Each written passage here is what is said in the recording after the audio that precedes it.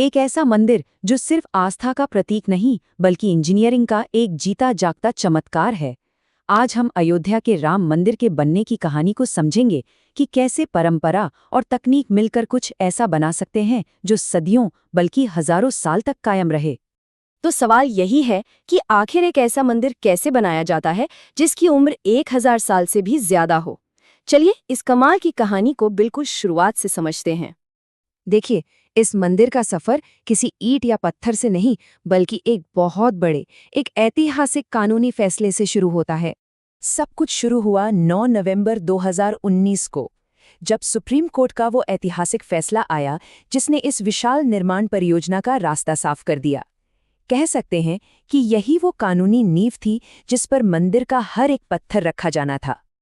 अब इस ऐतिहासिक काम को हकीकत में बदलने की एक बहुत बड़ी जिम्मेदारी श्री राम जन्मभूमि तीर्थ क्षेत्र ट्रस्ट को सौंपी गई। उन्हीं की देखरेख में सदियों पुराना ये सपना साकार होना था। मतलब जमीन के सर्वे से लेकर आखिरी पत्थर लगने तक सब कुछ। चलिए अब बात करते हैं डिजाइन की।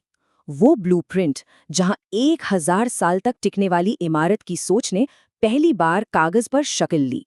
मंदिर को पारंपरिक नागर शैली में डिजाइन किया गया।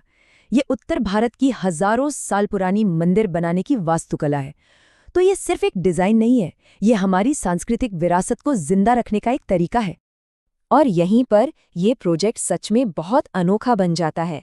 यहाँ सिर्फ पत्थर की बात नहीं थी, बल्कि ये वास्तुशास्त्र जैसे प्राचीन ग्रंथों के ज्ञान और मॉडर्न इंजीनियरिंग की ताकत का संगम था। मकसद, मंदिर खूबसूरत भी हो और इतना मजबूत कि भूकंप और बाढ़ जैसी चीजें भी झेल जाए। इस पूरे डिजाइन का, इस सोच का एक ही लक्ष्य था, जो सुनने में तो आसान लगता है पर था बहुत बड़ा।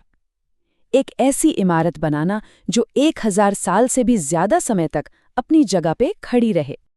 तो ठीक है, ब्लूप्रिंट तैयार हो गया। अब फोकस शिफ्ट हुआ सही मटेरियल चुनने पर और उस कमाल की कारीगरी पर जिसने इस सपने को पत्थर में ढाल दिया।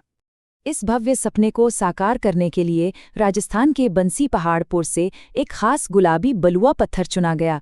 ये पत्थर न सिर्फ अपनी मजबूती के लिए जाना जाता है, बल्कि इसकी जो प्राकृतिक सुंदरता है ना, वो हजारों सालों से भारतीय मंदिरों की पहचान रही है। इसका कंस्ट्रक्शन प्रोसेस जानते हैं कैसा था? जैसे कोई बहुत बड़ी 3D पहेली जोड़ रहा हो।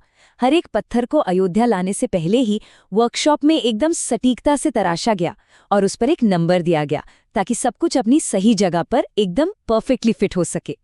ये सिर्फ कंस्ट्रक्शन नहीं था, ये तो कलाकारी थी। हजारों कुशल कारीगरों ने अपने हाथों से हर खंबे, हर दीवार पर देवी देवताओं और पवित्र चिन्हों की कहानियां उकेरी और ऐसा लगा जैसे पत्थर में जान डाल दी हो।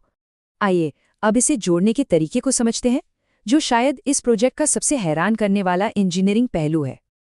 आज के ज़माने के कंस्ट्रक्शन से बिल्कुल अलग मंदिर के मेन स्ट्रक्चर में कहीं भी लोहे या स्टील का इस्तेमाल नहीं किया गया। क्यों? ताकि उन चीज़ों से बचा जा सके जिनमें वक्त के साथ जंग लग सकता है, जो कमज़ोर पड़ सकती हैं और मंदिर की उम्र कम कर सकती हैं। और अब सबसे चौंकाने वाली बात, पत्थरों को जोड़ने के लिए जीरो सीमेंट या गारे का इस्तेमाल हुआ। जी हाँ, जीरो। ये प्राचीन भारतीय तकनीकों पर भरोसे की एक जबरदस्त मिसाल है। तो फिर ये जुड़ा कैसे? एक इंटरलॉकिंग तकनीक से। पत्थर एक दूसरे में इस तरह से फिट होते हैं कि वो ग्रेविटी और अपने ही वजन से एक मजबूत जोड़ बना लेते हैं। ये इंजीनियरिंग का एक ऐसा कमाल है जो वक्त को मात देने के लिए बनाया गया है। तो जब पूरा ढांचा तैयार हो गया, तब बारी आई मंदिर के आध्यात्मिक दिल को जगाने की, उसमें प्राण डालने की।